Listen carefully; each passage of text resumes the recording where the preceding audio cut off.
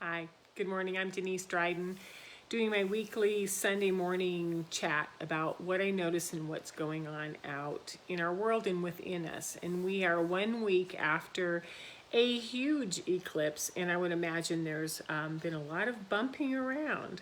We're not going to talk about that today, but what we're going to talk about is how to develop a beginner's mind. And before I get going, I wanted to share with you two things, right? First is my book, The Indigo Assignment, is out. It's been out for about 2 weeks now. You can find it on Amazon in both the paperback and in the Kindle version. Very affordable and very fun, and it is completely designed to open up the beginner's mind, right? Or to introduce things that stretch you just a little bit further than what you thought before. So it's, I've heard it's been called out there, but it's kind of fun. Second thing is that I'm doing a master class. It is between June 1st and July 9th. And I'm looking for 6 people who want to do deep dive coaching with a group Zoom once a week and explore what we are monetically creating. And I will define that in this talk today. So if you're interested in the master class, or you want to know how to get the book, the link is below. I guess the last thing is a really big plea, which is I'm trying to boost up my YouTube numbers so that I can be part of a community, and I need to meet 500 followers, which after 6 years is kind of funny, laughable, but I think it's very doable if I put the plea out there. I've never really asked. So like, subscribe, and help me out on my YouTube if you're watching that on that, or if you support YouTube and my channel. So thank you. So let's talk about the beginner mind today. So how do we open and allow new constructs to come in that take us out of one way of thinking and open us up to perhaps another way of thinking, another expanded way of thinking? And, the perspective I'm going to use is that for 25 years I've been coaching parents within the family system when a teen or young adult is trying to expand or trying to communicate that they need something different than what is happening, right? They might be neurodiverse. They might have the inability to follow traditional education or the conditioned goals of what the family expects, right? And so, the process of prying the parents out of their attachment to their son or daughter needing to act a certain way, do something to represent their family system into something that's new and different, is beautiful, and it's really hard work. So this relieving the constructs in our mind and building into something open and more diverse, or open so that it can grow, is huge, right? I was listening to Brene Brown, her Atlas of the Heart on Audible on a drive the other day, and I loved, she used 2 words, awe and wonder. And awe is when you stand at something and your entire body is filled with sort of a sensation of, look at this. The difference between awe and wonder is that wonder is when there's that ability to kind of go, wow, I just saw that, or I just thought that, or I just experienced that, right? But it's also followed with curiosity and the desire to want to learn more. That is where we go with the beginner's mind. Because when we can go into that curiosity and develop fresh eyes and really expand our instincts and our awareness, then our intelligences awaken and they start to activate, right? And so what we're looking at is taking parts of our brain, parts of our mind set, parts of our constructs, and learning how to expand them beyond what we thought they were limited to doing. So I want to start first with the definition of begin. Because if we're going to talk about a beginner's mind, when we start with begin, it's a blast, right? It's to start. It's the very first part of action. When you begin something, you actually move momentum into action, which is you decide, you start a forward direction on it, right? It's when we originate something into being. It's when we do something or accomplish something at the very least degree. Like, you know, hey, I got all I'm going to paint the room, I got all the paint supplies out. That doesn't mean the project's done. It means that you're beginning it, right? It can be the first in a series of a story, a remark, an explanation. So, you know, the Indigo assignment is the beginning of a series on 4 different neurodiverse and energetically diverse kids that I've noticed over the last 25 years. So it is the first step, right? And to begin is to identify what comes first. It's sort of how we prioritize. First, we're going to start with this. We're going to begin with this. We're going to begin setting the pace with somebody else, right? Or we take the first step to launch something. So, you know, when we establish growth and confidence in a new field or a new interest or a skill, what happens is we have to begin somewhere. So last fall, I went to the Whitefish Singer-Songwriter Festival, and Susan Gibson was one of the mentors, and she wrote Wide Open Spaces by the for the Dixie Chicks, or I should say the Dixie Chicks purchased her song from her, right? She's a good songwriter, and she's a wise woman, and she's been in the music industry performing and writing and navigating for decades, right? So she has these young singer-songwriters with her, and her job was to begin something and start a motion of growth. So she would determine an emotion or a something that she could visualize, and then she would select a song and a way of playing it, and she would begin that string and then sort of turn to the next songwriter and go, like, match that. We're going to stay in this vibration. We're going to stay in this direction. You match that. And so what happened was that each of these songwriters were able to sort of dig deep within their skill sets, go to their comfort or discomfort levels, and perform. So what that really is, and so I'm going to take the music, and I'm going to take the family, and I'm going to take the definition, and then I'm going to add the more piece, which is, you know, what you're doing is you're doing monadic expansion. So within functional programming or within systems that we look at, monads are patterns that combine and expand, which is I'm going to blend this, and then I'm going to expand it, and it's going to continue to grow. So what monadic expansion does is it creates open loops where things grow and expand and take us in new directions. What a closed loop does is it hits the wall and comes back, hits the wall and comes back.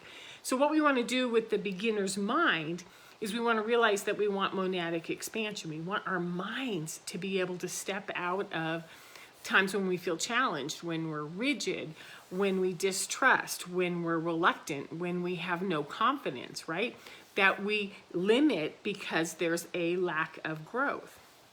Now, going back to Brene Brown's Atlas of the Heart, I think the one definition that sunk in for me, and I'm only about a third of the way through, maybe half of the way through the book at this point, was her definition of cognitive dissonance. Now, we know cognitive is the mind, the mental state, the way that we put things in construct.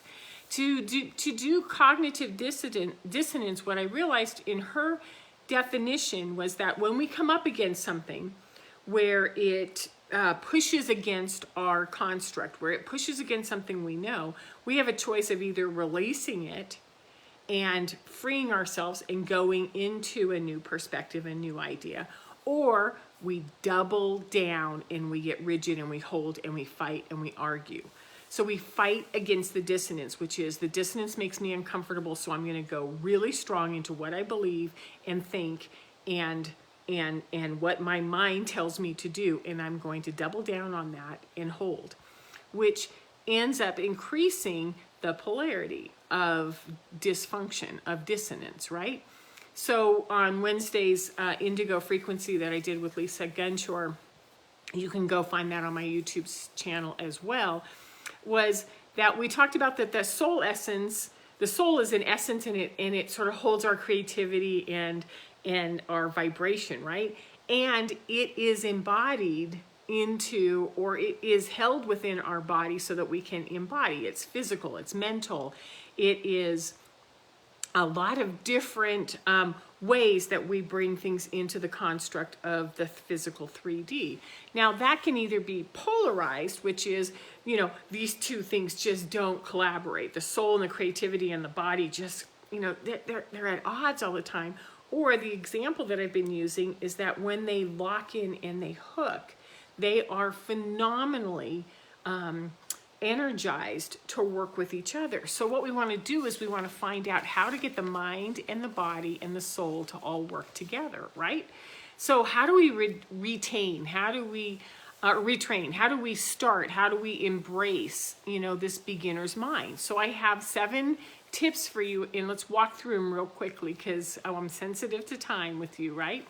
So the first thing is to build an awareness of a topic that you know a lot about, something that you're confident, something that you're passionate about, whether it's political, social, global, medical, something you've been talking about or facing in the last few days, and sort of bring that up.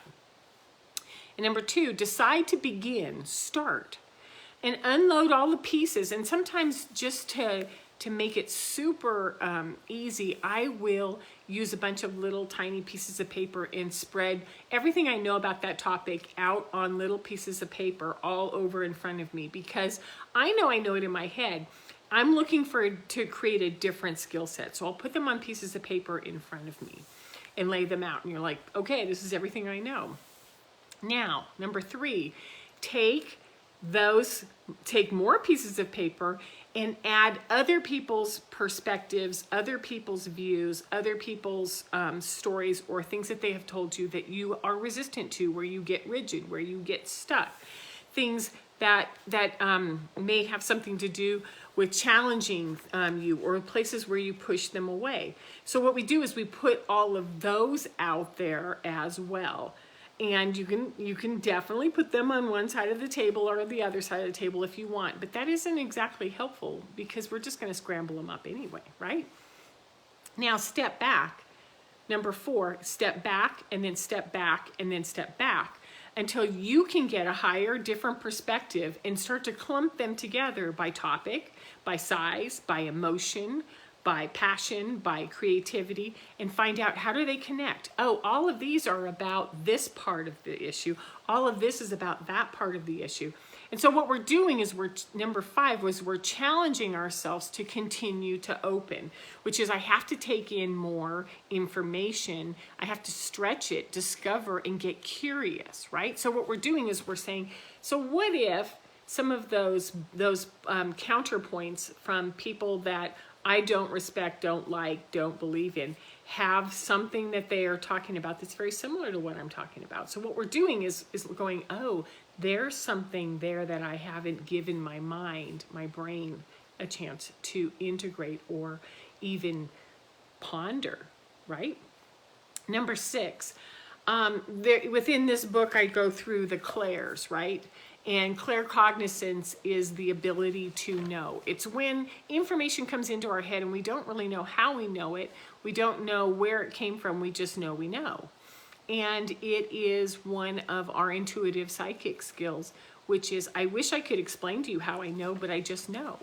And what this exercise does of spreading out all of these details and giving ourselves some broader perspectives is number 6 with claircognizance. It allows us to know that, oh no, I all of a sudden realize that I know that this is about this part. The rest of it doesn't matter. And you follow what your intuition, what your gut tells you, right? Because whether it's pictures or connections or statements, something's going to guide you and it's going to pick up and take you where you need to go.